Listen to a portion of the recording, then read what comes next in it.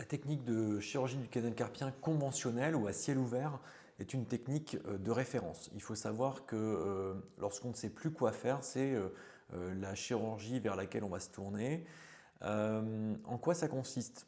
Toujours sur le même principe, le syndrome du canal carpien, c'est une compression du nerf médian qui vient de l'avant-bras et qui va passer sous ce canal en paume de main pour se distribuer vers le pouce, l'index, le majeur et l'annulaire. Eh bien, dans le cas de la chirurgie du canal carpien, on va inciser le ligament sur sa hauteur. Et pour ce faire à ciel ouvert, eh c'est simple, nous allons prendre la ligne d'ouverture ligamentaire, parfois avec un petit décroché au niveau du poignet, pour aller voir le nerf sur toute sa longueur et sectionner préalablement le ligament et parfois nécessiter une exploration.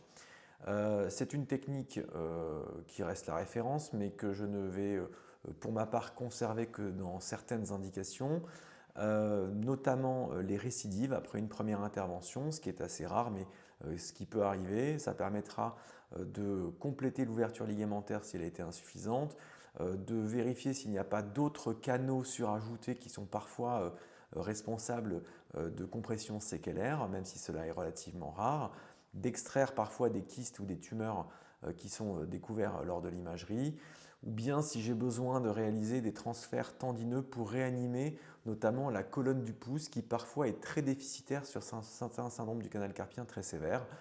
Une autre situation peut aussi être intéressante pour la chirurgie à ciel ouvert, c'est lorsque l'anatomie est extrêmement complexe ou lorsqu'il y a des variantes anatomiques qui ne sont pas accessibles au traitement échochirurgical, ce qui reste tout de même relativement rare.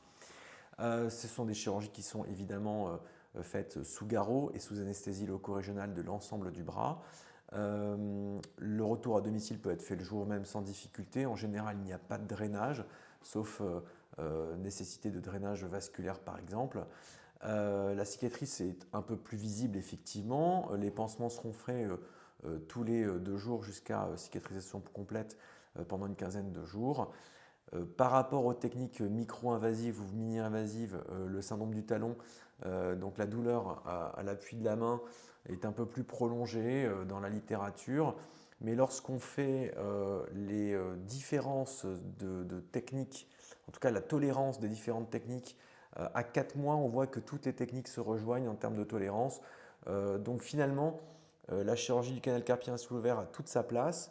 Elle peut être extrêmement utile dans certains cas et il faut rassurer les patients sur l'évolution naturelle, même si elle sera un petit peu plus longue qu'avec les techniques qui ont vocation à être micro ou mini-invasives comme l'écochirurgie.